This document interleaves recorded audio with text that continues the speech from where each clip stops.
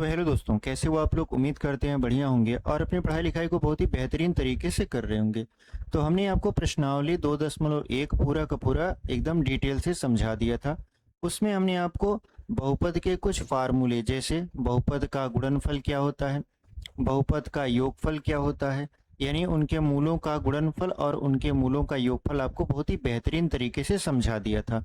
आज हम लोग प्रश्नावली 2.2 को पढ़ेंगे और 2.2 में हमारा ये पार्ट 1 रहने वाला है। इसका एक और पार्ट आएगा, क्योंकि 2.2 जो है उसमें 2 पार्ट में क्वेश्चन है। ठीक है, तो हम चाहते हैं कि आपको पहला क्वेश्चन पहले समझाया जाए एकदम बेहतरीन तरीके से, उसके बाद फिर आपको दूसरा क्वेश्चन समझाया जाए। ठीक है, तो उम्मीद करते हैं कि हमारी वीडियो आपको पसंद आने वाली है। पूरा देखिएगा और आराम से समझिएगा, हर एक क्वेश्चन आपको समझ में आएगा। और अगर चैनल पर नए हैं तो ज़रूर सब्सक्राइब करिएगा। चलिए वीडियो को हम लोग यहाँ पर शुरू करते हैं। ठीक है, तो यहाँ पर हमारा जो क्वेश्चन रहने वाला है वो कुछ इस तरीके से रहने वाला है। चूंकि आज हम लोग प्रश्नावली 2.2 पढ़ रहे हैं जिसका नाम है बहुपद। हमने आपको बता दिया है कि बहुपद किसे कहते हैं, बहुपद होता क्या है और इसकी पहचान कैसे होती है। तो जो हमारा पहला क्वेश्चन है वो हम लोग पढ़ते हैं और उसके बाद फिर आगे बढ़ते हैं। लिखा है, निम्न द्विघात बहुपदों के शून्यक ज्ञात कीजिए और शून्यकों तथा गुणांकों के बीच के संबंध की सत्यता की जांच कीजिए। तो देखिए, हमने आपको समझाया था शून्यक क्या होता है। शून्यक किसी भी आपका द्विघात समीकरण का वह मान होता है जिसको अगर उस द्विघात समीकरण में रख दिया जाए तब पूरा का पूरा समीकरण जीरो हो जाएगा।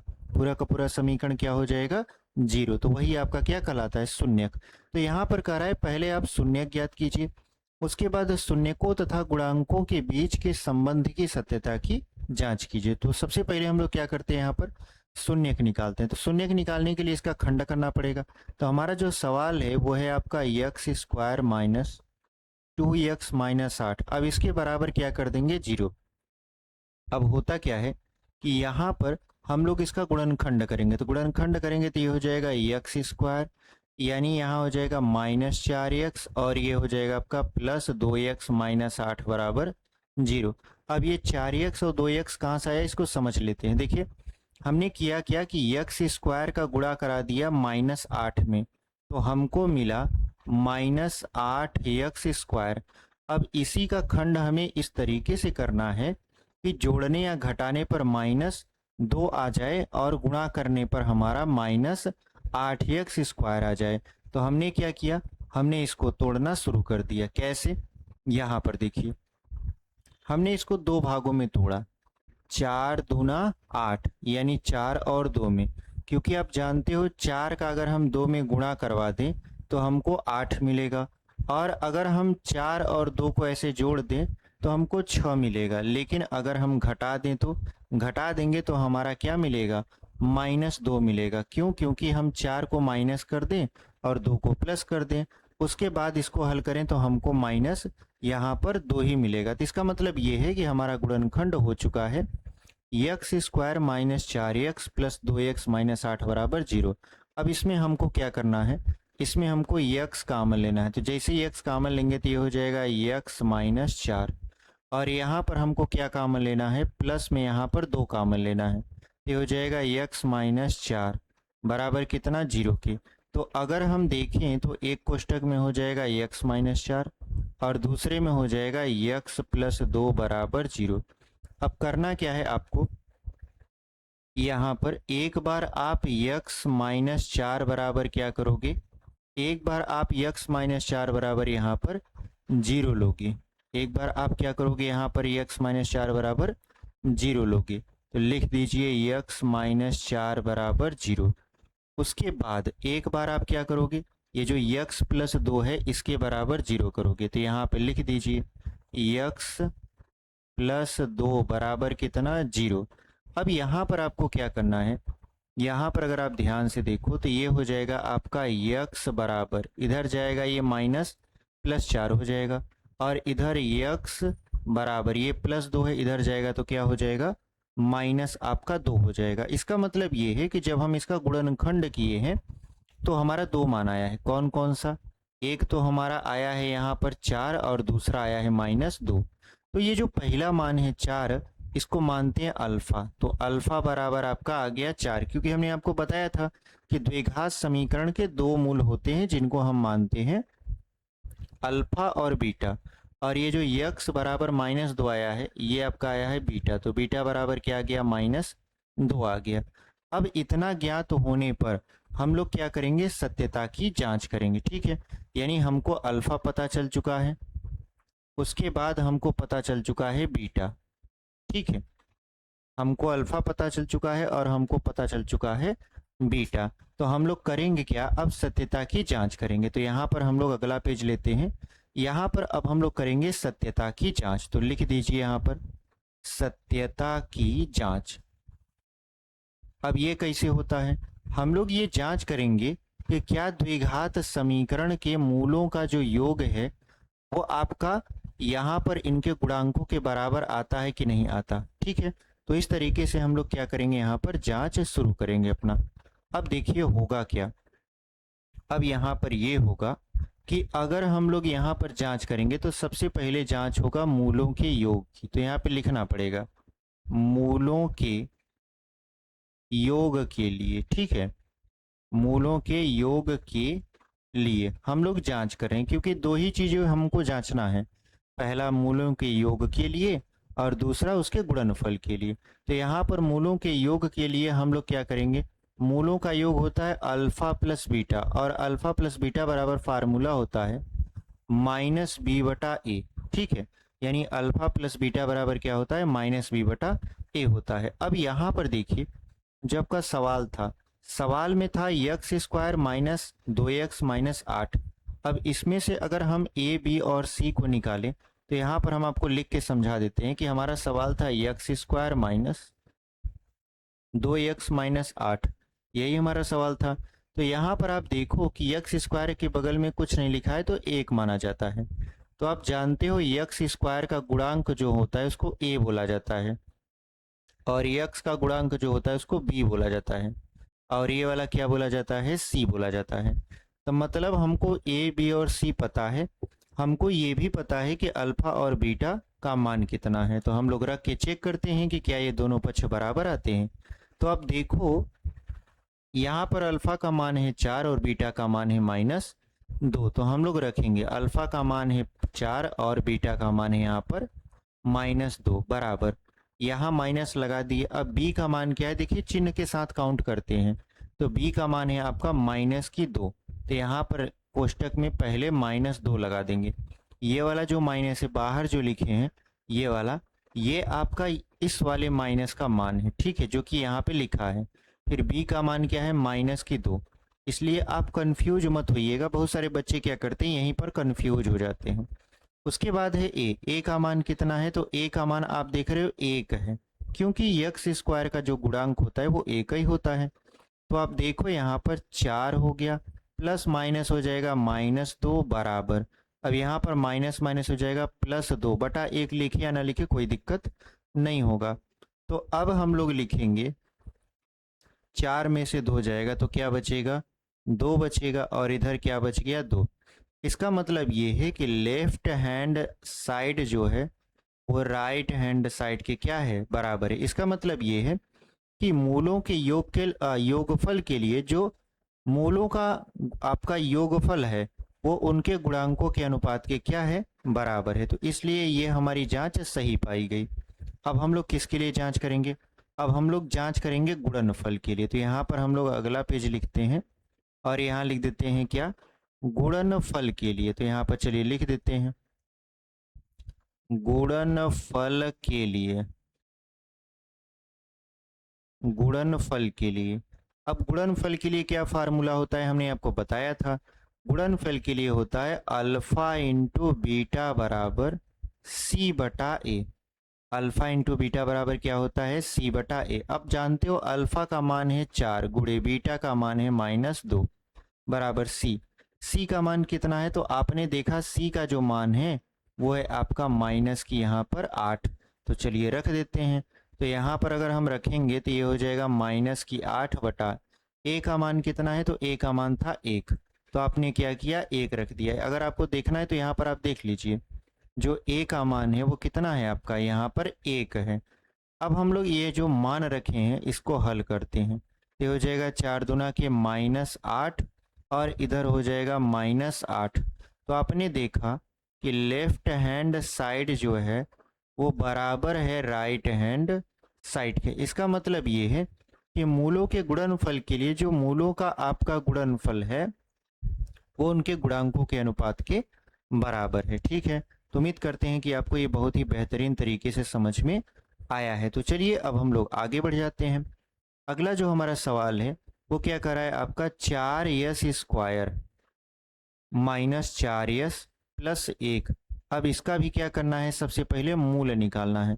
तो अगर हम मूल निकालेंगे तो इसका खंड करेंगे तो ये हो जाएगा 4s² -2s और +1, क्योंकि अगर हम गुणा कराएंगे 2 दूना हो जाएगा 4 और जोड़ेंगे तो ये हो जाएगा आपका -4 बराबर कितना 0 के हो जाएगा। ठीक है, अगर आपको गुणनखंड नहीं समझ में आ रहा है तो आप एक बार गुणनखंड की वीडियो जरूर देख लीजिएगा कि गुणनखंड कैसे होता है। ठीक है, यहाँ पर हम गुणनखंड कर दिए हैं, हालांकि हम आपको समझा भी रहे हैं कि गुणनखंड कैसे होता है। ठीक है, पहले और तीसरे का गुणा करवाना है। जैसे हम इसमें 4s का गुणा करवा देंगे 1 में तो क्या मिलेगा हमको, हमको मिलेगा 4s²। अब 4s² को 2 भागों में ऐसे तोड़ना है, इस तरीके से तोड़ना है कि गुणा करने पर 4s² ही आए, और अगर आपको जोड़ना घटाना पड़े तो ये बीच वाला जो आप देख रहे हो -4s यही आए। तो हमने क्या किया कि इसको -2s और -2s में तोड़ा। जब इसको तोड़ा तो आप देखो -2s और -2s, अगर आप इसको जोड़ोगे तो -4s आ जाएगा, और अगर आप इसका गुणा कराने बैठ गए तो 2 दूना कितना हो जाएगा 4s²। तो इस तरीके से गुणनखंड होता है, आप ट्राई करोगे तो आराम से सीख जाओगे। तो यहाँ पर हम लोग कॉमन क्या लेंगे, आपका यहाँ पर कॉमन हो जाएगा, यहाँ पर आपका जो कॉमन होगा वो क्या हो जाएगा, एक तरीके से यहाँ पर हम लोग लिख देते हैं 2s। ठीक है, जैसे कॉमन हुआ तो बचा क्या, कॉमन का मतलब होता है कि हम जो संख्या यहाँ बाहर लिखे हैं उसी से दोनों में भाग दे रहे हैं। तो ये बचेगा 2 दूना होता है 4, तो ये हो जाएगा 2s माइनस, चूंकि 2s बाहर हो चुका है तो यहाँ पर 1 बचेगा। अब इन दोनों में से क्या कॉमन है, इन दोनों में से कॉमन है -1। -1 क्यों कॉमन है, इसलिए जब कुछ कॉमन नहीं मिलता तो एक कॉमन लेते हैं। माइनस इसलिए ले रहे हैं ताकि ये जो +1 है वो -1 बन जाए और हमारा कोष्टक यहाँ पर बराबर आ जाए। तो हमने लिखा -1, तो ये हो गया आपका 2s -1 बराबर कितना 0 के। अब करना क्या है कि हम लोग 2s को -1 को एक कोष्टक में और दूसरे कोष्टक में हो जाएगा 2s -1 बराबर कितना 0। आप देख रहे हो कोष्टक बराबर है। बहुत सारे स्टूडेंट्स ऐसे बोलेंगे कि सर इसे हम a-b के होल स्क्वायर में नहीं कर सकते। कर सकते हैं, आप बिल्कुल कर सकते हो, लेकिन हमने सोचा आपको इस तरीके से बताएं ताकि आपको और भी बेहतरीन तरीके से समझ में आए, क्योंकि बहुत सारे स्टूडेंट्स ऐसे होते हैं जिनको फार्मूला नहीं पता होता है। ठीक है, या वो फार्मूला भूल जाते हैं या बैठाना नहीं जानते, इसलिए हमने ये तरीका चुना ताकि दोनों को समझ में आए। जिनको a-b का होल स्क्वायर समझ में आ रहा है उससे भी लगा सकते हो, जिसको ये विधि समझ में आ रही है उससे भी लगा सकते हो, मान वही आएगा, बदलेगा नहीं। तो चलिए अब इसको आगे हल करते हैं हम लोग।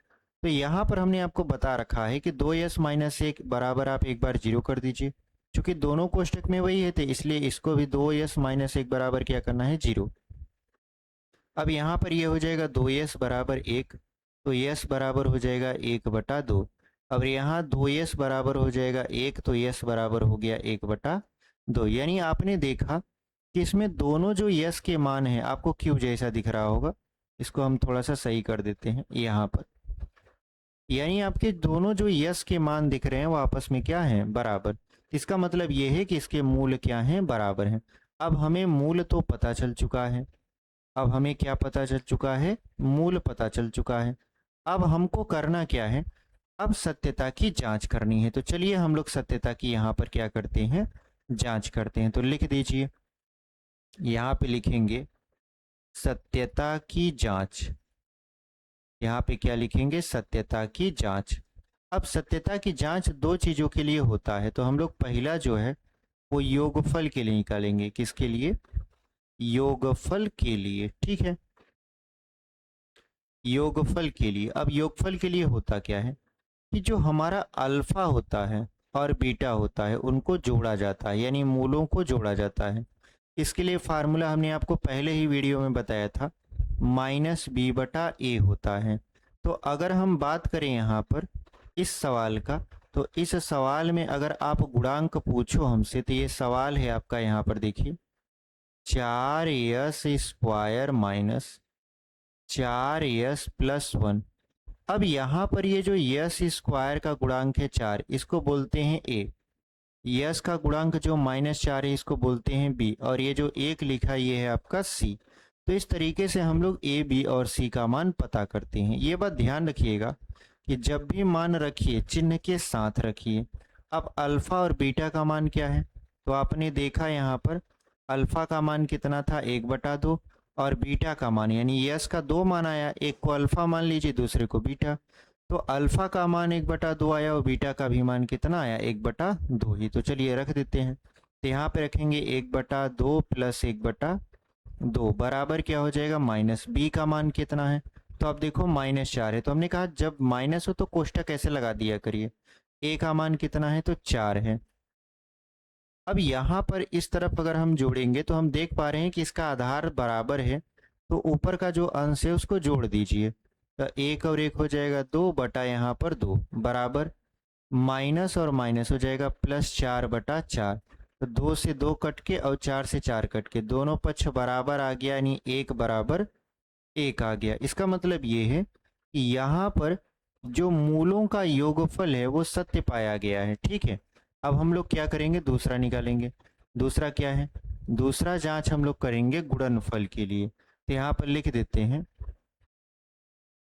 गुणनफल के लिए, यहाँ पे आराम से लिख देते हैं गुणनफल के लिए। ठीक है, जब हमने लिखा गुणनफल के लिए तो इसका मतलब ये है कि अब हमको क्या करना है, अल्फा इंटू बीटा लगाना है। फार्मूला यही होता है c/a। अब अल्फा का भी मान 1/2 है और बीटा का भी मान 1/2 है। अब इसमें c का मान कितना है, तो c का मान आप देखो, c का मान है 1 और a का मान है 4। तो यहाँ पर c का मान रख देंगे 1 और a का मान रख देंगे 4। तो अब आप देखो इस तरफ गुणा करा लो, 1 1 कम 1 और 2 दूना हो जाएगा 4, और इधर हो जाएगा 1/4, यानी ये दोनों पक्ष आपस में क्या है, बराबर हैं। तो इस तरीके से आपने जांच किया गुणनफल का और योगफल का। ठीक है, अब बढ़ते हैं हम लोग अगले वाले अपने प्रश्न में। अगला हमारा प्रश्न देखिए क्या करा है, लिखा है 6x² - 3 - 7x। अक्सर ये बोर्ड पेपर में पूछा जाता है और बच्चे क्या करते हैं, जल्दीबाजी में गलती करके आते हैं। गलती ये करके आते हैं कि आप देखो इसका फॉर्मेट, यानी ये जिस रूप में बना है, आप देखो कि क्या ये सही फॉर्मेट है। नहीं, क्यों, क्योंकि जो सही फॉर्मेट होता है वो होता है ax² + bx + c, इस रूप का होता है। लेकिन यहाँ पर तो ऐसा है ये नहीं है। जब है ही नहीं तो इसको बनाना पड़ेगा। कैसे बनाओगे आप, यहाँ पर लिख दीजिए 6x² और 7x को पहले लाइए -7x, और ये हो जाएगा -3 और बराबर कर दीजिए 0। अब इसका अगर हम खंड करेंगे तो हम कहेंगे पहले का तीसरे में क्या करवा लीजिए, गुणा, तो हो जाएगा 18। अब 18 को ऐसा तोड़ना है कि जोड़ने या घटाने पर -7 आ जाए और गुणा करने पर 18 आ जाए। तो आप इसे तोड़ोगे, 6x² माइनस 9x प्लस हो जाएगा 2x - 3 बराबर 0, यानी 6x² - 9x प्लस 2x - 3 बराबर 0। ऐसा हमने क्यों किया, क्योंकि आप देखो हमको 18 लाना है, तो अगर हम 9 का 2 में गुणा करा देंगे तो 9 दूना 18 हो जाएगा। हमको 7 लाना है, तो 9 में से 2 घटा दिए हैं तो कितना बच गया है 7, यानी हमारा खंड क्या हो गया, यहाँ पर कंप्लीट हो गया। अब हमको क्या करना है, यहाँ पर इसको हल करना है। इन दोनों में से कॉमन लेंगे 3x, तो बचेगा यहाँ पर 2x - 3, क्योंकि आप जानते हो 3 दूना 6 होता है, 3 त्रिका 9 होता है। इन दोनों में से क्या कॉमन ले, कुछ भी कॉमन नहीं, तो एक कॉमन ले लीजिए, तो बचेगा आपका 2x - 3 बराबर 0 के। इसका मतलब ये है कि 2x - 3 को आप एक कोष्टक में लिखिए, दूसरे में लिखिए 3x + 1 बराबर क्या कर दीजिए 0। अब यहाँ पर क्या होगा कि एक बार हम लोग 2x-3 बराबर 0 लेंगे और एक बार 3x+1 बराबर 0 लेंगे। तो यहाँ पर ये जो आपका 2x-3 बराबर 0 लिए हैं, तो ये हो जाएगा 2x बराबर -3 उधर जाएगा तो +3, x बराबर हो जाएगा 3/2।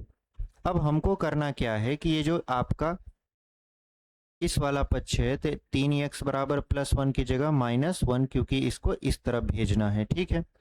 अब अगर हम x की वैल्यू निकालें यहाँ से तो x बराबर क्या हो जाएगा -1/3, यानी एक मान तो यहाँ निकल कर आया और जो आपका दूसरा मान है वो यहाँ निकल कर आया। अब हमको क्या करना है, जांच करना है कि क्या इनके गुणांकों का जो आपका परिणाम है इसके योग के बराबर आता है या नहीं आता है। तो सबसे पहले हम लोग जांच करेंगे किसके लिए, योगफल के लिए। तो सबसे पहले यहाँ पर हम लोग लिख देते हैं योगफल के लिए। योगफल के लिए हमने यहाँ पे लिख दिया योगफल के लिए। तो योगफल होता है अल्फा प्लस बीटा बराबर -b/a। तो अगर हम सवाल की बात करें तो सवाल हमारा यही है। तो ये वाला जो x² का गुणांक है 6, ये हो जाएगा आपका a, और x का गुणांक जो है -7, ये हो जाएगा आपका यहाँ पर b। तो यहाँ पर b हो गया और ये वाला हो जाएगा c। तो अगर हम देखें तो अल्फा का मान कितना है, तो आप कहोगे सर अल्फा का जो मान है वो है, अगर हम इसको अल्फा मानते हैं और इसको क्या मानते हैं, बीटा मानते हैं, तो अल्फा का मान है 3/2 और बीटा का मान है -1/3। तो हम लोग यही मान रखेंगे। तो यहाँ पर अल्फा का मान है 3/2। अल्फा का मान कितना है आपका, यहाँ पर 3/2 है। उसके बाद हमको क्या करना है, उसके बाद हम यहाँ पर क्या करेंगे, बीटा का मान रखेंगे। तो बीटा का मान क्या हो जाएगा, तो प्लस यहाँ पर हो जाएगा आपका, अगर आपने ध्यान दिया है तो है आपका -1/3। हम फिर से एक बार आपको दिखा देते हैं, देखिए ये वाला मान -1/3 हो जाएगा। अब बराबर में क्या है आपका -b। अब b का मान कितना है, तो b का मान है -7। तो यहाँ पे रख दीजिए, ये हो जाएगा -7 बटे में हो जाएगा a का मान क्या है, तो a का मान है आपका यहाँ पर 6। तो आप रख दीजिए, तो हम यहाँ पे रख देते हैं a का मान, ठीक है। तो a का मान क्या हो जाएगा, 6 हो जाएगा। अब इसको हल किया जाए, तो हल करेंगे तो ये हो जाएगा 3/2 और प्लस माइनस -1/3 बराबर क्या हो जाएगा, माइनस माइनस +7 और बटा में 6। अब इसका लसा लेते हैं, तो 3 और 2 का लसा 6 हो जाएगा। 2 तिहाई 6, तो ऊपर 3 है, 3 त्रिक का 9, माइनस 2 1 कम 2 हो जाएगा। मतलब अगर आप तिर्यक भी गुणा करवा दोगे ऐसे इस तरीके से, तब पर भी आपका काम हो जाएगा। यानी 3 त्रिक का 9 और 2 1 कम 2, और इधर क्या है 7/6। तो अगर आप ध्यान से देखो तो ये 9 में से आप 2 घटाओगे आगे चलकर, तो बचेगा कितना 7/6 बराबर कितना 7/6। यानी आपका जो लेफ्ट हैंड साइड है वो बराबर है किसके, राइट हैंड साइड के। इसका मतलब ये है कि योगफल के लिए आपका जो आपका गुणनफल है वो आपका बराबर है, ठीक है। चलिए आगे बढ़ जाते हैं। आगे क्या बढ़ेंगे, आगे है आपका अभी चेक करना गुणनफल के लिए। तो चलिए हम लोग यहाँ पर हेडिंग लगाते हैं गुणनफल के लिए। तो लिख लीजिए यहाँ पर हमारे साथ गुणनफल के लिए। गुणनफल के लिए, तो जब हम लोग गुणनफल के लिए लगाएंगे तो क्या होगा, होगा ये कि आपका यहाँ पर बनेगा अल्फा इंटू बीटा बराबर कितना c/a। तो अगर हम बात करें यहाँ पर अल्फा का, तो अल्फा का मान है 3/2, फिर गुणे बीटा का मान कितना है -1/3 बराबर c का मान कितना है, तो c का मान आपने निकाला था यहाँ पर एक तरीके से अगर हम आपको दिखाएं तो आपने c का मान निकाला -3 और a का मान क्या है आपका 6 है, तो रख देते हैं। तो यहाँ पर हो जाएगा -3 और यहाँ पर हो जाएगा 6।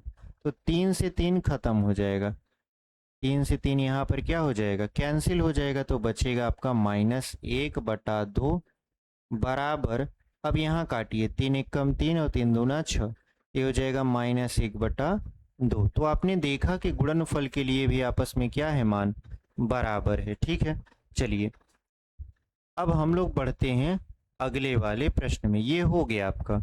अगले वाले प्रश्न में देखिए क्या लिखा है, 4u² प्लस 8u। ठीक है, तो अब इसको हम लोग हल करेंगे।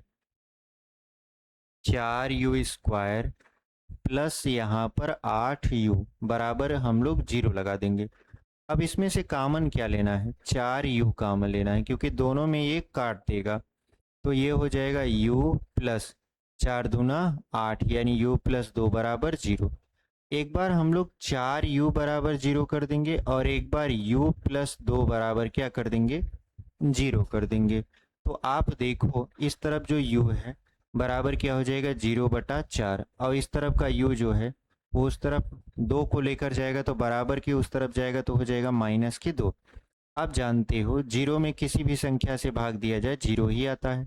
तो u का 2 मान आया, एक तो आपका आया 0 और दूसरा आपका आया है -2। अब क्या करना है, जांच करना है। जांच किसके लिए करना है, तो हम यहीं पे लिख देते हैं योगफल के लिए। योगफल के लिए जब योगफल के लिए जांच करना है तो फार्मूला लगेगा अल्फा प्लस यहाँ पर बीटा बराबर कितना हो जाएगा आपका, -b/KA। तो अल्फा का मान क्या होगा, अल्फा का मान यहाँ पर क्या है, 0 है, और बीटा का मान है -2। ठीक है, तो अल्फा का मान लिख दिए 0, फिर प्लस बीटा का मान है -2 बराबर माइनस में b। अब देखिए यहाँ पर ध्यान दीजिए, तो ये पूरा का पूरा समीकरण नहीं दिया है, इसमें कुछ छूटा है जो है आपका कांस्टेंट। ये जो आपका u² के बगल में 4 लिखा है ये a का काम करेगा, u के बगल में जो 8 लिखा है ये b का काम करेगा, लेकिन c नहीं दिया है। तो जो चीज नहीं दिया रहता उसको 0 मान लिया जाता है। इसमें जो चीज नहीं दिया रहता इसमें क्या मान लिया जाता है, 0। तो b का मान देखिए दिया है 8, तो हम लिख रहे हैं बटा a का मान है आपका यहाँ पर 4। अब करना क्या है आपको, करना ये है कि अगर आप 0 में प्लस -2 जोड़ते हो तो जो रिजल्ट आता है आपका वो आपका माइनस यहाँ पर 2 आ जाएगा, और अगर हम 4 से 8 को काट दें तो -2 आ जाएगा। मतलब ये है कि योगफल के लिए बात सत्य है कि मूलों का जो योगफल है उनके गुणांकों के अनुपात के क्या है, बराबर है। अब हम लोग आगे बढ़ते हैं और चेक करते हैं आपका यहाँ पर इसके लिए मूलों के गुणनफल के लिए। तो यहाँ पर लिख देंगे गुणनफल के लिए, गुणनफल के लिए। तो गुणनफल के लिए क्या होगा, आप जानते हो अल्फा इंटू बीटा बराबर होता है c/a। अब अल्फा का मान कितना दिया है, तो अल्फा का मान दिया है 0, फिर गुणे c का मान कितना दिया है -2, सॉरी बीटा का मान कितना दिया है -2, c का मान दिए नहीं है। तो जो चीज नहीं दिया रहता उसको क्या मान लेते हैं, 0/a। a का मान क्या है, तो आपने देखा अभी a का मान था 4, तो 4 हो गया। अगर आपको देखना है तो हम फिर से दिखा देते हैं, देखिए u² बगल में a लिखे हैं, मतलब a का मान कितना है आपका 4 है। आप जानते हो 0 में किसी भी संख्या से गुणा कराएं 0 ही आता है, और 0 में किसी भी संख्या से भाग करें 0 ही आता है। इसका मतलब ये है कि दोनों पक्ष यानी लेफ्ट हैंड साइड बराबर है आपका राइट हैंड साइड से। इसका क्या मतलब हुआ, इसका मतलब ये हुआ कि ये दोनों पक्ष आपस में बराबर हो गए, मूलों का गुणनफल जो था उनके अनुपात के बराबर हो गया। तो चलिए अब हम लोग अगला सवाल लगा देते हैं। अगला सवाल क्या है, देखिए लिखा है t² - 15। तो हम लोग सबसे पहले लिखेंगे t² - 15 बराबर 0। -15 को इस तरफ लेकर चलिए, ये हो जाएगा +15। जो स्क्वायर है इसको बराबर की इस तरफ लेकर आएंगे तो ये वर्गमूल बन जाएगा, तो t बराबर बन गया वर्गमूल √15। लेकिन आप जानते हो जैसे वर्गमूल निकलता है तो उसके आगे प्लस माइनस लिखा रहता है, तो t का जो मान है वो ±√15 है। इसका मतलब ये है कि जो अल्फा का मान होगा वो होगा प्लस अंडर रूट में 15 और जो बीटा का मान होगा वो होगा माइनस अंडर रूट में यहाँ पर 15।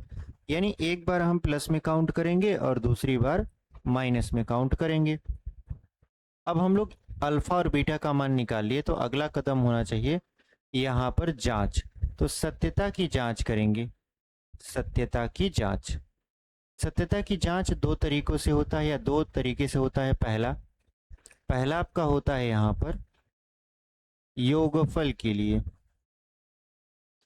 पहला क्या होता है? योगफल के लिए। तो योगफल के लिए अभी आपने देखा कि जो अल्फा प्लस बीटा होता है उसका मान होता है माइनस बी बटा ए। तो अल्फा का मान कितना है? तो अल्फा का मान है आपका अंडर रूट में 15 यानी प्लस में। फिर प्लस बीटा का मान कितना है? माइनस अंडर रूट में है 15 बराबर माइनस। अब देखिए इसमें बी नहीं दिया है, क्यों? क्योंकि आपका जो सी है कांस्टेंट वो 15 हो जाएगा और टी स्क्वायर जो है वो आपका पहला पद हो जाएगा। इस तरीके से इसके बगल में कुछ नहीं लिखा है तो एक मान लेते हैं। तो यहाँ पर मान लीजिए 0 क्योंकि बी दिया नहीं है और बटे में 1 कर दीजिए। अब आप प्लस अंडर रूट 15 में आप माइनस अंडर रूट 15 जोड़ोगे तो ये कट के क्या हो जाएगा? 0 हो जाएगा। और 1/0 0/1 का मतलब भी 0 होता है। इसका मतलब ये है कि आपने योगफल के लिए जांच किया तो आपको पता चला कि दोनों पक्ष आपस में क्या हैं? बराबर हैं। चलिए इसके गुणनफल को देख लेते हैं तुरंत। तो यहाँ पर अब हम लोग दूसरा वाला लिखेंगे गुणनफल के लिए। गुणनफल के लिए, तो गुणनफल के लिए क्या होता है? अल्फा इंटू बीटा होता है। क्या होता है आपका? अल्फा इंटू बीटा बराबर सी बटा ए। अब अल्फा का मान कितना दिया है? तो आपने देखा अंडर रूट में 15 है। बीटा का मान कितना है? तो माइनस अंडर रूट 15 है। और सी का मान है माइनस 15 और ए का मान है 1। आप चाहो तो देख सकते हो यहाँ पर जो ये 15 लिखा है ये सी का मान है, कांस्टेंट है, ये किसी के साथ नहीं आया है। इसी को हम लोग यहाँ पर लिख दिए हैं। तो अब अगर हम इसका गुणा करवा दें अंडर रूट 15 का अंडर रूट 15 में तो 15 ही आएगा और यहाँ पर माइनस हो जाएगा। अब ये जो आपका -15/1 लिखा है तो यहाँ पर इसको -15 ही रहने दीजिए। तो आपने देखा कि इसका भी लेफ्ट हैंड साइड जो है वो बराबर है राइट हैंड साइड के, मतलब ये आपका गुणनफल के लिए भी सत्य है। ठीक है, चलिए आगे देख लेते हैं। आगे क्या है आपका यहाँ पर अगला सवाल? अगला सवाल क्या कह रहा है? अगला सवाल कह रहा है आपसे 3x² माइनस x माइनस 4 बराबर मान लेते हैं 0। तो पहले और तीसरे का अगर हम गुणा कराएं ऐसे तो ये हो जाएगा आपका कितना? -12x²। तो यहाँ पर 12 को इस तरीके से तोड़ना है कि जोड़ने या घटाने पर -1 आए और गुणा करने पर -12। तो इसको 4 और 3 में तोड़ देते हैं, क्योंकि 4 में से 3 घटाएंगे तो बचेगा आपका 1। अगर हम 4 को माइनस कर देते हैं और 3 को प्लस कर देते हैं तो गुणा कराएंगे तो -12 हो जाएगा और अगर हम इसको जोड़ घटा दें तो -1 आ जाएगा। मतलब हमारा काम हो चुका है। तो ये हो गया आपका 3x²। अब पहले लिखिए आप +3 वाले को, इस वजह से ताकि काम जो है आपका वो आसानी से हो जाए और कॉमन आप आसानी से ले पाओ। उसके बाद है -4 तो -4x लिख दीजिए। ये वाला बीच वाला पद आपका सॉल्व हो चुका। फिर माइनस ये है 4 बराबर कितने के? 0 के। अब करना क्या है कि यहाँ पर 3x² + 3x जो है वो आपको कॉमन लेना है। तो इसमें से 3x कॉमन ले लेंगे तो बचा क्या? x + 3 बचा। इसमें से क्या कॉमन लेना है? माइनस x + 3 नहीं, x + 1 बचा। यहाँ पर x + 1। उसके बाद अगर हमने -4 कॉमन लिया तो यहाँ पर बचा x + 1 बराबर कितना? 0 के। इसका मतलब ये है कि एक कोष्टक में आपका क्या हो जाएगा? 3x - 4 और दूसरे में हो जाएगा x + 1 बराबर 0। अब क्या करना है? अब इन दोनों के बराबर 0 करना है। दोनों के बराबर 0 से मतलब क्या है? 3x - 4 बराबर एक बार 0 कर दीजिए, एक बार x + 1 बराबर 0 कर दीजिए। तो यहाँ पर अगर हम देखें तो ये हो जाएगा 3x बराबर, ये जो -4 है उस तरफ आएगा तो +4, x बराबर कितना हो जाएगा तो 4/3, क्योंकि ये गुणा में उधर आएगा भाग में हो जाएगा। तो एक मान तो हमने यहाँ निकाल दिया। उसके बाद दूसरा क्या है, दूसरा ये है कि x + 1 बराबर 0, तो x बराबर +1 है तो उस तरफ आएगा तो -1 हो जाएगा। ठीक है, तो मतलब हमारे पास दो मान निकल चुके हैं, एक को आप अल्फा मान सकते हो, दूसरे को बीटा। जैसे इसको हम अल्फा मान ले तो इसको क्या मानना पड़ेगा, बीटा मानना पड़ेगा। अब हम लोग जांच करेंगे, तो चलिए जांच कर लेते हैं। हमारा जो सवाल है वो यही है, 3x² - x - 4। अब यहाँ पर आप देखो तो x² का जो गुणांक है वो है 3, वो है a का मान।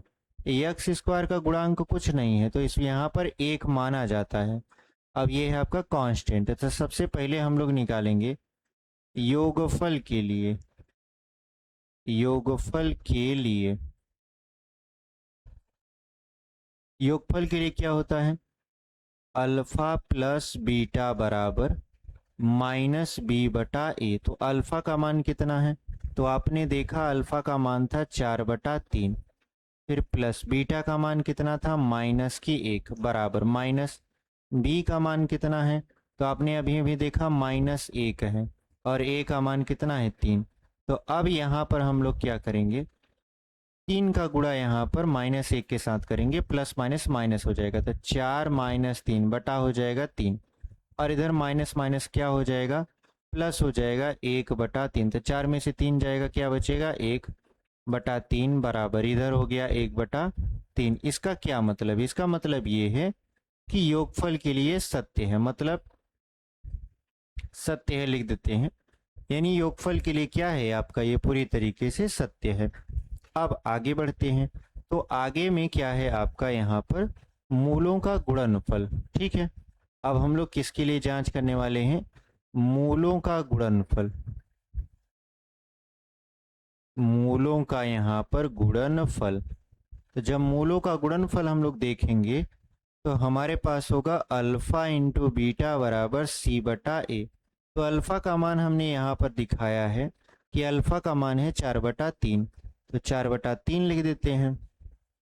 उसके बाद गुणा बीटा का मान क्या है, तो बीटा का मान यहाँ पर आपने दिखाया है कि -1 है, तो चलिए रख देते हैं। तो यहाँ पर -1 बराबर c/a। तो c क्या है, c अगर आप देखो तो -4 है, c क्या है आपका -4, तो -4 लिख दीजिए बटा a का मान क्या है, तो अगर हम a का मान देखें तो 3 है, तो यहाँ पर 3 लिख दीजिए। अगर आप गुणा कराओगे -1 का 4/3 से तो -4 आपको 3 मिलेगा, इधर भी आपको -4/3 मिलेगा। मतलब लेफ्ट हैंड साइड जो है वो बराबर है राइट हैंड साइड के। जब ये बराबर है तो इसका मतलब ये है कि मूलों का गुणनफल के लिए भी क्या है, पूरा का पूरा प्रक्रिया सत्य है। तो ये आपका पूरा का पूरा यहाँ पर सवाल रहा, जिसको हमने बहुत ही बेहतरीन तरीके से आपको समझाया है। ये पार्ट 1 है 2.2 का। इसके बाद जो सवाल एक दूसरा है जिसमें 3-4 सवाल दिए हैं, उसी को फिर से आपको क्या करना है, सॉल्व करवा देंगे। तो आपका पूरा का पूरा यहाँ पर प्रश्नावली यानी बहुपद आपका समाप्त हो जाएगा। तो उम्मीद करते हैं कि आपको हमारी वीडियो अच्छी लगी है। अगर आपको वीडियो हमारी अच्छी लगी है तो चैनल को ज़रूर सब्सक्राइब करिए, क्योंकि हम आपके लिए पूरा का पूरा मैथ यूट्यूब चैनल पर फ्री में पढ़ा रहे हैं, वो भी एकदम बेहतरीन कंटेंट के साथ। आपको सारी चीज़ें बहुत ही बेहतरीन तरीके से समझ में आ रही हैं। तो अगर आप पूरा पढ़ना चाहते हो हमारे साथ जुड़कर तो चैनल को सब्सक्राइब कर लीजिए, वीडियो को लाइक कर दीजिए, अपने दोस्तों तक भी इसे शेयर कर दीजिए। मिलते हैं आपसे एक अगली वीडियो में, तब तक के लिए धन्यवाद। ऐसे ही पढ़ते रहिए और आगे बढ़ते रहिए।